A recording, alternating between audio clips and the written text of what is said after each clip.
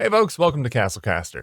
Today I want to talk a little bit about Worlds Beyond Number, the new podcast that is being released by Brennan Lee Mulligan, Abria Iyengar, Erica Ishii, and Lou Wilson. They recently launched their Patreon, and I became a subscriber pretty quickly because I am a big fan of all four of those people, and I wanted to share my thoughts about the first sort of preview episode that they released and just my first impressions of it. This isn't a review of the podcast in any way. There's not enough material out to do a full review on the show, but I just wanted to share my first impressions. And also there are going to be absolutely no spoilers whatsoever because this is behind a paywall, and I want to respect that. And also I want this to reach as many people as possible. I don't only want to talk to the people who've already listened to the episode. So the first preview episode of Worlds Beyond Number is one of the characters' backstories for their first major campaign that they're doing, which is going to be run by Brennan Lee Mulligan, and it's going to be in the D&D 5e system. And this first episode seems to follow the backstory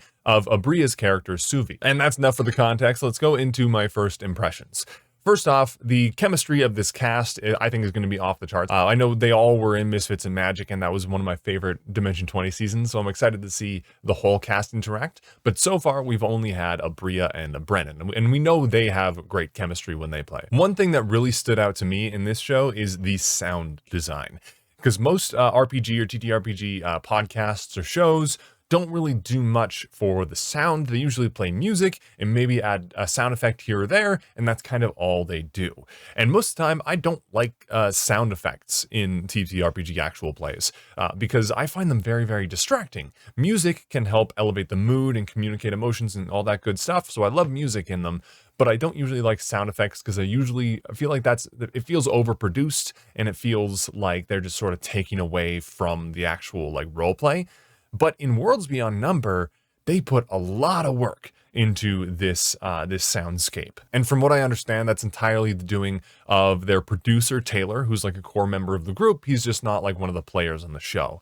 And he does an absolutely fantastic job, because normally I find these things break any sense of immersion because they're usually just out of nowhere and they're distracting. But the sound effects are so regular and so constant and are so relevant to what is happening in the story that they actually work really well to help you immerse further into it. Now, this adds a lot of work to every episode. As someone who has done a little bit of sound design and sound editing in the past, this is a lot of work, and it can be very, very tedious work. So shout out to, I think his name is Taylor.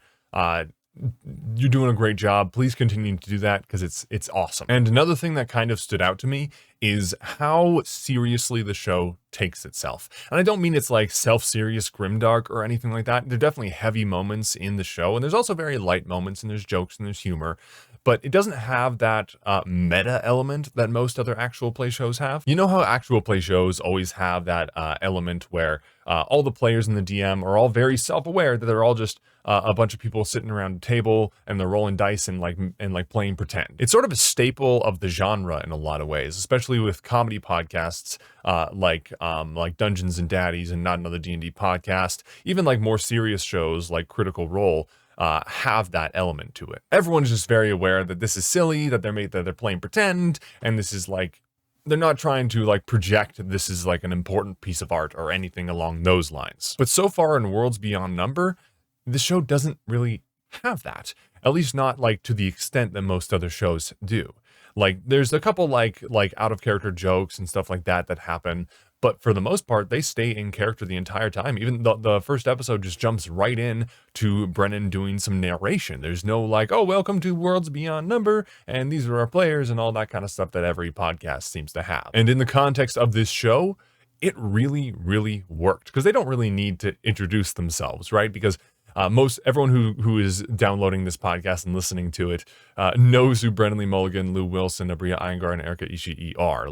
These people are staples of the TTRPG space. I don't want to make any grand proclamations about how this is the best TTRPG actual play podcast ever or anything along those lines. There's one preview episode out, and that's all we have to go over. But I think this is a really good starting point. I think it's a really great place for us to jump in. It seems really compelling. Everyone's taking it seriously and telling stories in a more immersive and narrative way. So obviously there's a lot of content ahead of us.